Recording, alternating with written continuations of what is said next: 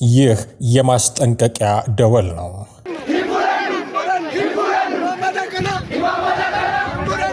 ጤና ይስጥልን። በኢትዮጵያ የፖለቲካ ታሪክ ላይ ተደጋግሞ የሚነሳ ሐረግ ነው የተማሪዎች አመጽ። ይህም የንጉሠ ነገሥቱን ስልጣን ከመነቅነቅ ጀምሮ ዛሬ ድረስ መንግስትን እየፈተነ የዘለቀ እንቅስቃሴ ሆኖ ይታያል። ለመሆኑ ይህ የተማሪው እንቅስቃሴ ያኔ የነበረውና አሁን ያለበት ደረጃ እንዴት ይታያል? ስጋቱስ እስከምን ድረስ ነው? የዛሬው ልዩ ዝግጅታችን የሚያተኩረው በዚሁ ላይ ነው። አብራችሁን ቆዩ። ከሁለተኛው የዓለም ጦርነት መጠናቀቅ በኋላ የሀገራቸው ኋላ ቀርነት ያስቆጫቸው በጣሊያን መወረራቸውን ተከትሎ የዘመኑ መሪ የነበሩት ንጉሥ ኃይለ ሥላሴ ከስደት እንደተመለሱ አገራቸውን ለማዘመን የተጠቀሙበት አንዱ መሳሪያ የከፍተኛ ትምህርት ተቋማትን ማስፋፋት ነበረ። ይህን ህልማቸውን ለማሳካትም ቅንጡ የሆነውን መኖሪያ ቤታቸውን ለተማሪዎች ለቀው በመውጣት በጥቂት የዲፕሎማና የዲግሪ ተማሪዎችና ከካናዳ በመጡ መምህራን የከፍተኛ ትምህርትን በአሁኑ የአዲስ አበባ ዩኒቨርሲቲ አሃዱ ብለው አስጀመሩ። አስከትለውም በተለያዩ የአገሪቱ ክፍሎች በተለያዩ ሙያዎች የሚያሰለጥኑ ኮሌጆች እንዲከፈቱ አደረጉ። ከነዚህም ውስጥ በሐረር አለማያ ግብርና ኮሌጅ 1954 ላይ፣ በጎጃም ባህር ዳር ፖሊቴክኒክ በ1963 እና ባህር ዳር መምህራን ኮሌጅ በ1972 እንዲሁም በጎንደር ጤና ሳይንስ ኮሌጅ 1954 በጅማ ጤና ሳይንስ ኮሌጅ 1954 ላይ የተከፈቱት ተጠቃሾች ናቸው። የከፍተኛ ትምህርት በኢትዮጵያ ተጀምሮ 10 ዓመት እንኳን ሳይሞላው ግን የተማሪዎች አመጽ ከፍተኛ ትምህርትን ሀብለው በጀመሩበት በአዲስ አበባ ዩኒቨርሲቲ ተጀመረ። በ1960ዎቹ በነዋለልኝ መኮንን፣ ጥላሁን ግዛውና ማርታ መብራቱ የተጀመረው ይህ ተቃውሞ በመላው አገሪቱ ተቀጣጥሎ የወታደሩንና የጭቁኑን ሕዝብ ትኩረት ስቦ ከፍተኛ የሕዝብ ድጋፍም አግኝቶ ነበር። በየሳምንቱ መሳፍንቱና መኳንንቱም ጭምር በሚታደሙበት የሥነ ጽሑፍ ዝግጅት የተጀመረው የአፄዎቹ ተማሪዎች ተቃውሞ ቀስ በቀስ መኳንንቱንና ሹማምንቱን ያስከፋቸው ጀመረ። በሚነበቡት ግጥሞች ያልተደሰቱት ንጉሱና የንጉሱ ባለሟሎች ተማሪዎችን ከዚህ ድርጊታቸው እንዲታቀቡ በተደጋጋሚ ቢነግሯቸውም ድርጊቱ ግን ከቀን ወደ ቀን እየባሰ ስለሄደ ለማስጠንቀቂያ ያክል የተወሰኑት እንዲታሰሩ ተደርገዋል። ይህ በሥነ ጽሑፍ የተደረገው ዘመቻ እየተባባሰ ሲሄድ በ1963 ዩኒቨርሲቲው ሙሉ በሙሉ ተዘግቶ የማረጋጋት ሥራ ለመስራት ተሞክሯል። ነገር ግን መልኩን ቀይሮ በቀጥተኛ መፈክር መሬት ላራሹ እያሉ በአደባባይ መፈክር ማሰማት ጀመሩ። የተማሪዎች ህብረት አቋቁመው የዩኒቨርሲቲውን ጋዜጣ በመጠቀም ሙሉ በሙሉ ፖለቲካዊ ትግል ማካሄድም ጀመሩ። የኃይለ ሥላሴን መንግስት የሚደግፈውን የአሜሪካ መንግስትን ተጽዕኖ መጥፎነት ለማሳየት ብለው ሴቶች አጫጭር ቀሚሶችን ለብሰው በአደባባይ መታየት ጀመሩ። በጣም በተደራጀ መልኩ 10 አስተዳደራዊ ጥያቄዎችን አንስተው በቃል በበራሪ ወረቀት በጋዜጣና በመሳሰሉት መንገዶች በማስተላለፍ ዘውዳዊ መንግስትን እረፍት ነሱት።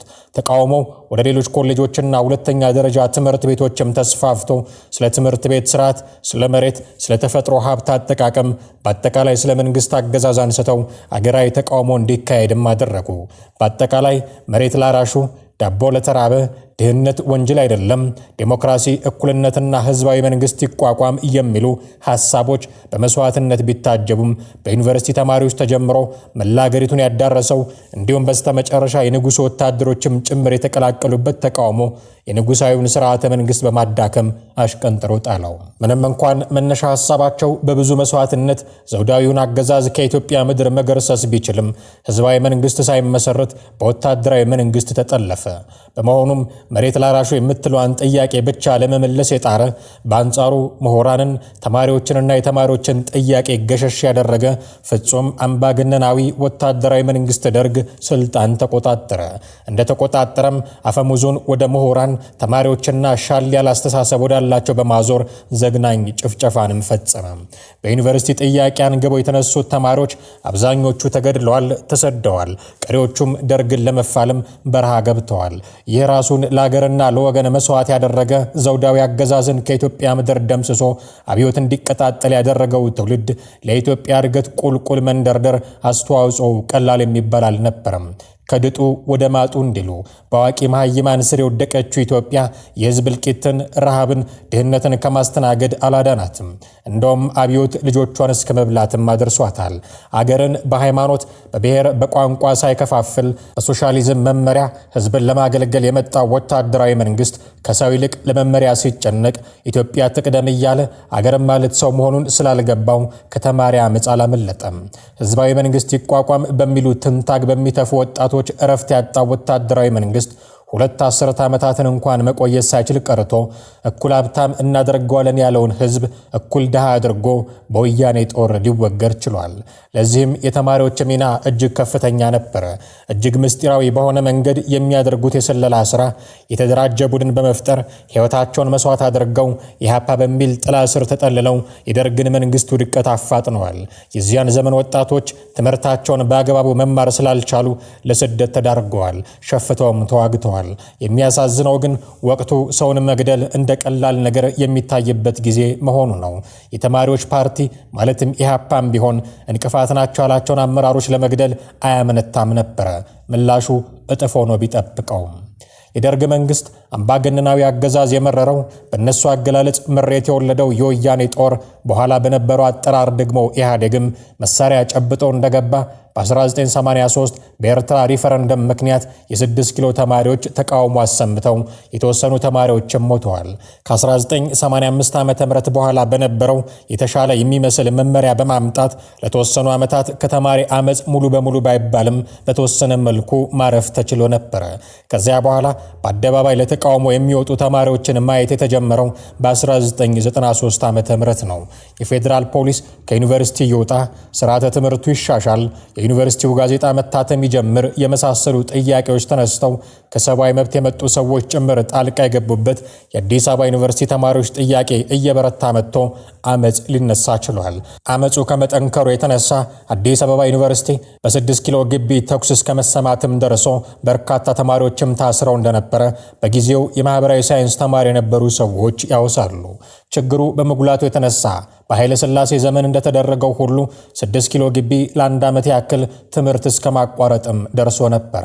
ለነገሮች ምላሽ የሰጠ በመምሰል ዴሞክራሲን ለማስፈን ጥረት ያደረገው የኢህአዴግ መንግስት በአንጻራዊ መልኩ በቅድመ ምርጫ እንቅስቃሴዎች ዴሞክራሲያዊ ምርጫ በ1997 እንዲካሄድ ጥረት ቢያደርግም ባልጠበቀው መልኩ የቅንጅት ለአንድነትና ለዲሞክራሲ ፓርቲ በከፍተኛ ትምህርት ተቋማት በተማሪዎች ከፍተኛ ድጋፍ ማግኘቱ ድንጋጤ ውስጥ ከተተው። በምርጫው ኢህአዴግ በከፍተኛ ልዩነት ተሸንፏል። በድህረ ምርጫ በወሰዳቸው የማጭበርበር እርምጃዎች ማለትም ኮሮጆ መስረቅ፣ ውጤት ማስቀየርና ዳግም ምርጫ ማካሄድ በስልጣን ለመቆየት ጥረት አድርጓል ያሉ ተማሪዎች የተለመደውን ማዕበል ቀስቅሰው የተማሪዎች ተቃውሞን አስነሱ። ይህ የተማሪ አመጽ ያስደነገጠው የኢህአዴግ መንግስት በብሔር የማናከሱን ስራ አጠናክሮ በመያዝ ለአንድ ወገን ብቻ በማድላት በተለይም በህዝብ ብዛትና በመሪነት ሚና ተጽዕኖ የሚፈጥሩ ሁለት ብሔሮችን ማጋጨት ጀመረ። በክረምት ወቅትም የዩኒቨርሲቲ ተማሪዎችን በአቅራቢያቸው ካለው ዩኒቨርሲቲ በማስገባት ከ14 እስከ 30 ቀን በማቆየት ስብከት በሚመስል ስትራቴጂ ነገሮችን ለመቆጣጠር ሞከረ።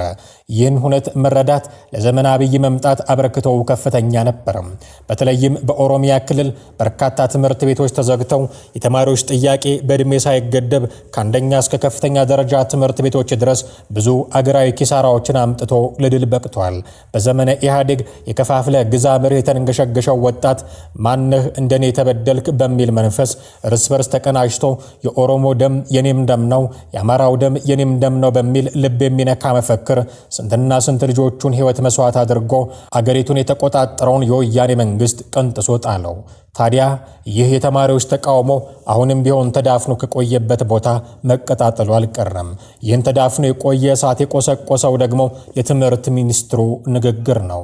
ዩኒቨርሲቲ ተማሪዎች 3ኛ ዓመት ሲጨርሱ 4ኛ ዓመት ከመግባታቸው በፊት ለአንድ ዓመት ይሄ በነፃ ያስተማራቸውን ማህበረሰብ ለማገልገልም ራሳቸውም ተግባራዊ ትምህርት እንዲያገኙ በየክልሉ ሄደው በየሙያቸው ይሰሩ ነበር ለአንድ ዓመት።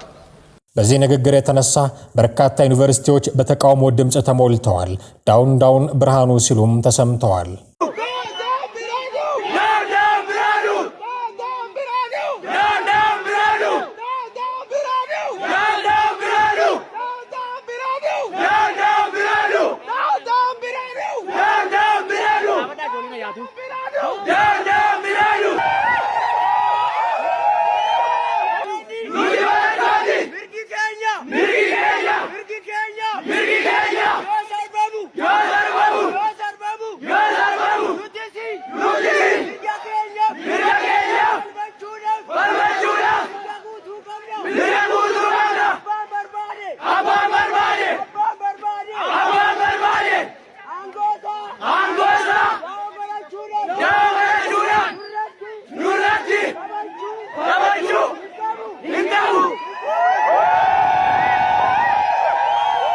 ከድሬዳዋ እስከ አርሲ፣ ከባህር ዳር እስከ ቡሌ ሆራ፣ ከመደወላቡ እስከ ደምቢዶሎ፣ ከወለጋ እስከ አምቦ ድረስ ያሉ ዩኒቨርሲቲዎች በተደጋጋሚ በትምህርት ሚኒስቴር በኩል የሚወጡ አዳዲስ ሕጎችና አሰራሮች ሰልችቷቸው አሁንስ ድምፃችን ሞላ ብለው የቅጥር ግቢያቸውን መንገዶች በተቃውሞ ድምፅ ሲሞሉ ፍትህ እንፈልጋለን ብለው ሲጮሁም ውለዋል።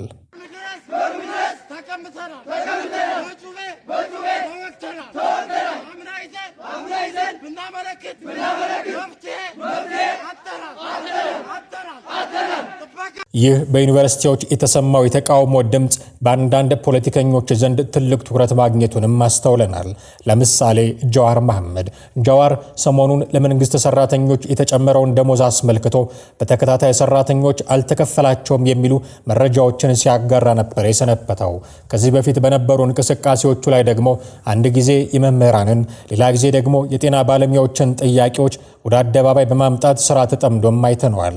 እንዲያውም ከሰሞኑ ሙሉ ጊዜውን ሰጥቶ ሲሰራበት የነበረውን የደሞዝ ጭማሪውን ጉዳይ ተከትሎ ኤርሚያስ ለገሰ የደሞዝ ተከፈለ ወይንስ አልተከፈለም የክትትልና የቁጥጥር የሥራ ሂደት ባለቤት ዳይሬክቶሬት ዳይሬክተር አቶ ጀዋር መሐመድ የወሰደውን ኃላፊነት በአግባቡ በመወጣቱ የጥቅምት ወር ኮከብ ተሸላሚ ሆኗል። እኛም የሥራ ሂደት ባለቤቱን ላሳየው ትጋትና ቁርጠኝነት እንኳን ደስ አለ ማለት እንፈልጋለን የሚል ስላቅ በፌስቡክ ገጹ ላይ ለጥፎ አስተውለናል።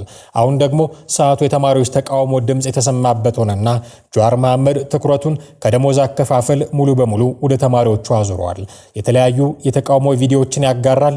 በውስጥ ደረሰኝ ያለውን መልእክት እንዲሁ ይለጥፋል። ተማሪዎቹን ሳያማክሩና ፈቃደኝነታቸውን ሳያረጋግጡ አንድ ዓመት ሙሉ መጨመር ግብዝነት ነው ሲልም የፕሮፌሰር ብርሃኑን ሐሳብ ተቃውሟል። በዚህ ዘር ተኮር ፌዴራሊዝም በገነነበት ለራስ ብቻ ማሰብ ጫፍ በደረሰበት ክፉ ወቅት እንደ ድሮው ሁሉ ተማሪው የተቃውሞ ድምፅ ማሰማት መጀመሩ አሁን ስልጣን ላይ ላሉት አመራሮች የማስጠንቀቂያ ደወል ነው። በመግቢያችን ላይ ለማሳየት እንደሞከር ነው ከተማሪው ተነስቶ ወንበር ሳይነቀንቅ የተቋጨ ተቃውሞ የለምና ነገሩ ከፍተኛ ትኩረት የሚሻ ነው።